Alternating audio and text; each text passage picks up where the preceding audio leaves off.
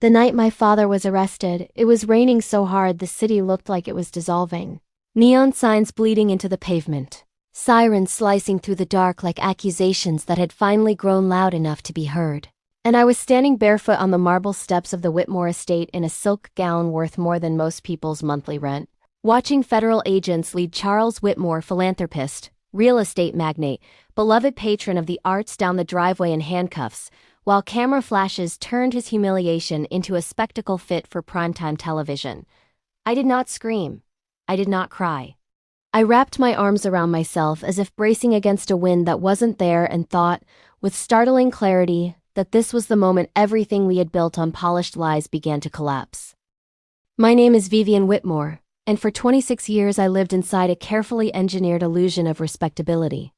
We hosted charity galas beneath crystal chandeliers, funded hospital wings with our name engraved in gold, shook hands with senators and judges who praised my father's integrity while sipping champagne in our ballroom. I grew up understanding that reputation was currency and that ours was inexhaustible.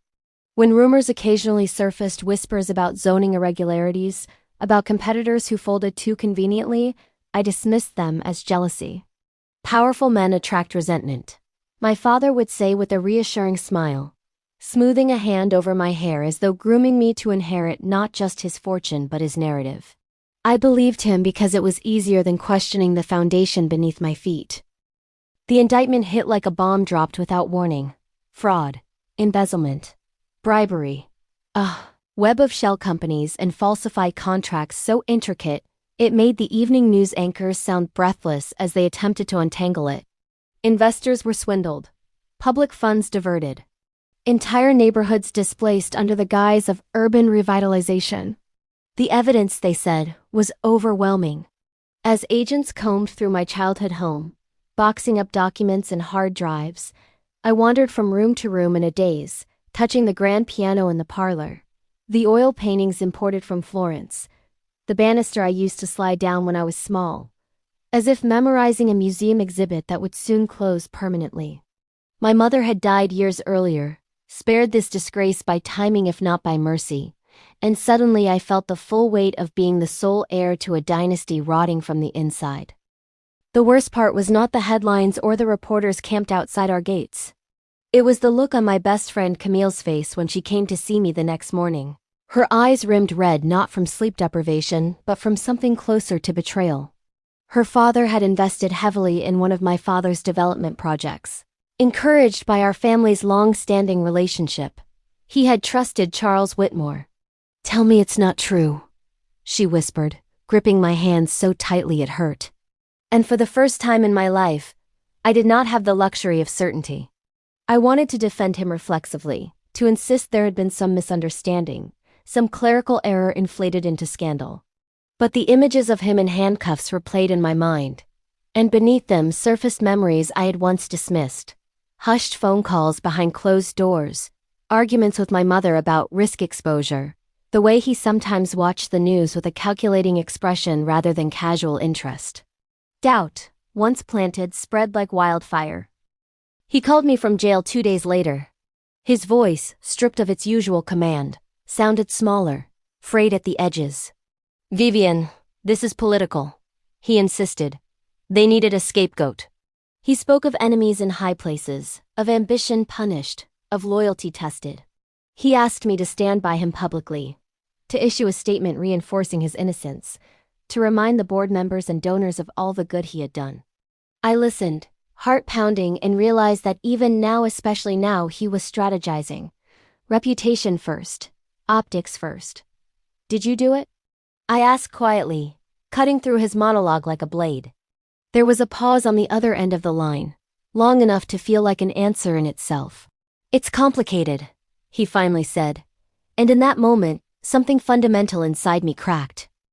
Complicated is what people say when the truth is too ugly to present plainly.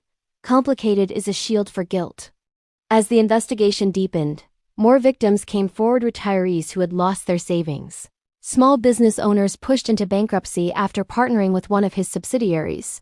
Community leaders who had trusted his promises of affordable housing only to see luxury condos rise in their place. I began attending court hearings in oversized sunglasses, not out of vanity but because I could not bear the scrutiny in strangers' eyes. Some looked at me with pity.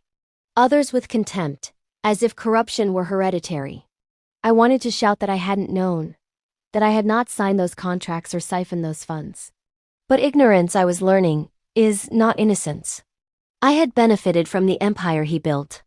My education, my apartment, the trust fund quietly accruing interest in my name. They were all constructed from the same tainted bricks. The dramatic turning point came when a federal prosecutor requested to meet with me privately. Assistant U.S. Attorney Daniel Reyes was younger than I expected, his demeanor calm but unyielding, his dark eyes assessing without cruelty.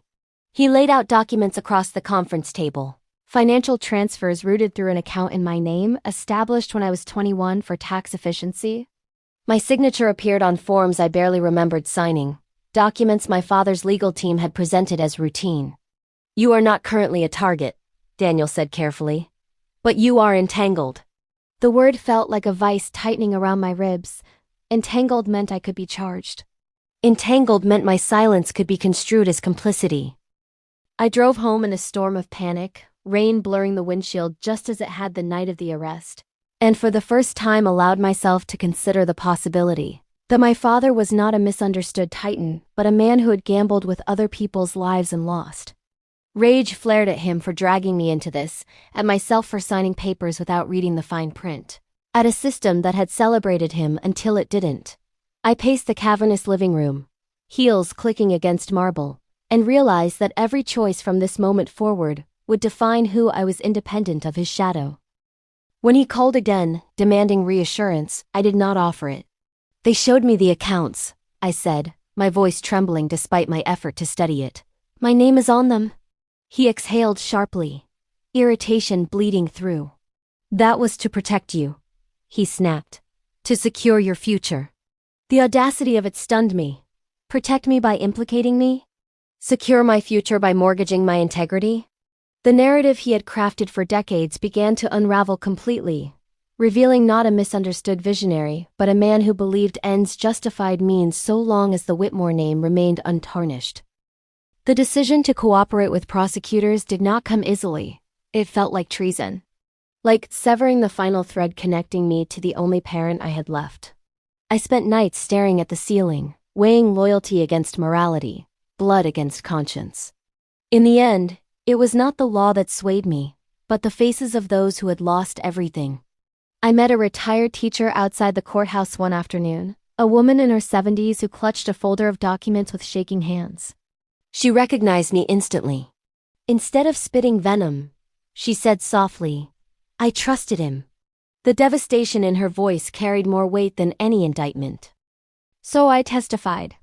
The courtroom was packed, reporters lining the back wall, spectators craning their necks for a glimpse of the fallen tycoon and his daughter turned witness. My father did not look at me as I took the stand. His jaw was set, his posture rigid, as though this were merely another negotiation he intended to win. Under oath, I described the accounts, the documents, the conversations I now understood in a different light. My voice wavered only once when asked whether I believed he had knowingly misled investors. I closed my eyes briefly and answered yes. A collective murmur rippled through the room. In that instant, I felt both shattered and strangely liberated, as if telling the truth had cracked open a door I hadn't known was locked. He was convicted months later. The sentence was severe, the judge citing not only the financial damage but the breach of public trust. As deputies led him away, he finally looked at me, not with remorse, not with pride, but with something colder. Disappointment. As though I had failed him by choosing integrity over allegiance. The realization hurt more than I anticipated. I had always been his protege, his brilliant girl. Now I was the architect of his downfall in his eyes, regardless of the evidence that had sealed his fate long before I spoke. In the aftermath, I sold the estate. I liquidated assets tied directly to his fraudulent ventures and established a restitution fund, working alongside court-appointed trustees to ensure victims received what could be salvaged. Society pages that once chronicled my gala gowns now speculated about my reinvention, some praising my courage, others dismissing it as calculated damage control. Let them speculate. For the first time, I was not curating perception. I was building something real, even if it was smaller and infinitely less glamorous. Daniel Reyes reached out months later, not as a prosecutor but as a private citizen, inviting me for coffee. I almost declined, wary of entanglement in any form. But curiosity won. Over bitter espresso in a quiet cafe far removed from marble staircases and flashing cameras, we spoke not of the trial but of accountability, of how power distorts moral compasses, of the cost of truth. There was no savior narrative unfolding, no dramatic romance to eclipse the wreckage of my past. Just two people acknowledging that integrity is rarely convenient and often lonely. I am no longer Vivian Whitmore, heiress to an empire. I am simply Vivian, navigating a life stripped of illusion. The dramatic collapse of my father's legacy did not destroy me, though it threatened to. It forced me to confront the uncomfortable truth that privilege without scrutiny is a breeding ground for corruption, and that love does not excuse harm. I still grieve the man I thought he was. I still wrestle with guilt for the years I benefited unknowingly. But when I look in the mirror now, I see someone forged in fire rather than sheltered by lies. And sometimes, on nights when rain lashes against my apartment windows and the city glows in fractured reflections, I think back to that moment on the marble steps, the sirens, the cameras, the handcuffs gleaming under stormlight, and I understand that it was not just the fall of a powerful man. It was the violent, necessary birth of my own conscience.